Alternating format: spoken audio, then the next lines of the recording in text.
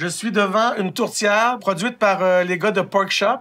Mais il y en a qui ont la tourtière, puis il y en a qui ont aussi le rôti de dinde de Ricardo. Est-ce que ça se passe bien dans votre bouche en ce moment? C'est délicieux. Oui, ça se passe très, très bien.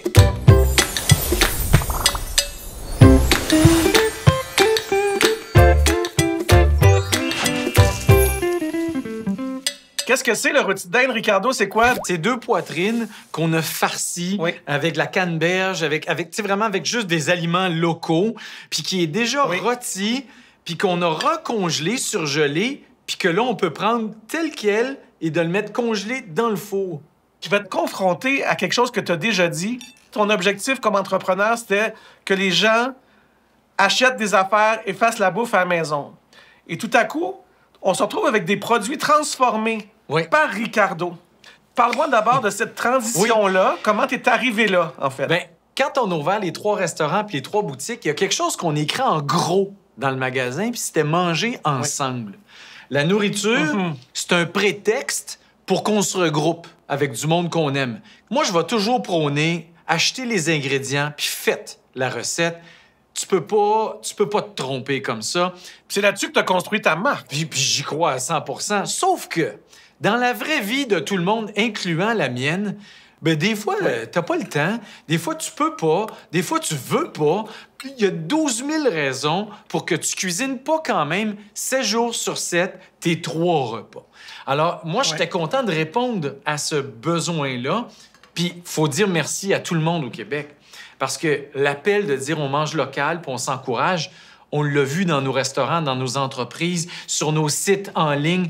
Les gens, ils ont répondu oui à l'appel. Vous amenez dans la conversation quelque chose sur lequel j'ai envie de m'accrocher, c'est à quel point on s'est rendu compte qu'on était dépendant de beaucoup de produits étrangers, de main-d'œuvre étrangère, même à plusieurs égards.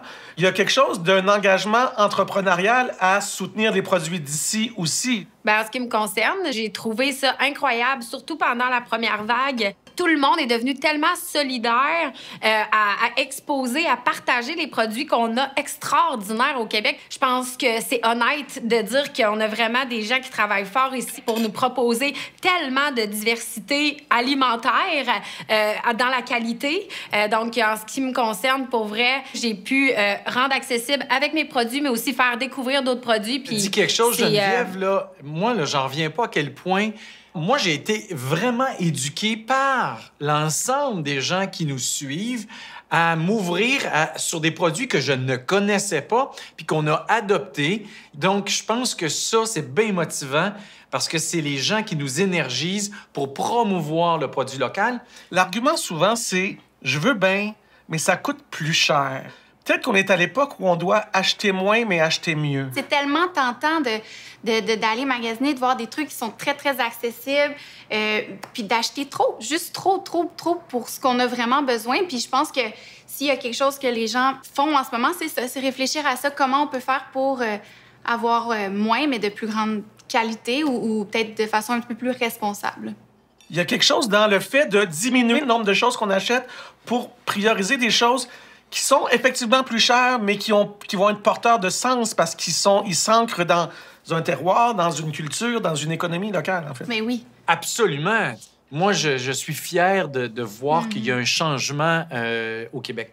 Dans la souveraineté alimentaire, il n'y a pas seulement l'aspect de la production, il y a l'aspect de la transformation. T'as raison, tu sais, je veux dire, c'est aussi une question de promouvoir l'économie d'ici, tu sais, puis garder l'argent ici, finalement, une partie de l'argent ici. Donc, c'est important pour nous un, que ça soit un produit fait au Québec, produit du Québec, avec des ingrédients du Québec, mais de 2, au moins, si on peut garder la transformation ici au Québec, au lieu d'avoir quelque chose rentré déjà tout fait. Absolument. Et je vais m'adresser à vous qui nous regardez, parce qu'il y a une grande partie de ce dont on parle qui vous appartient. Oui. C'est-à-dire que le pouvoir que vous avez, il est extrêmement important.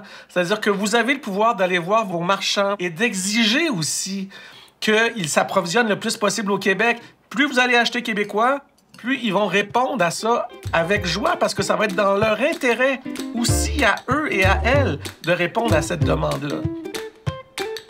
Là, je regarde les tables, je sais pas si on s'est pas parlé, mais on a toutes été enlever des branches après les sapins qu'il y avait autour de la maison.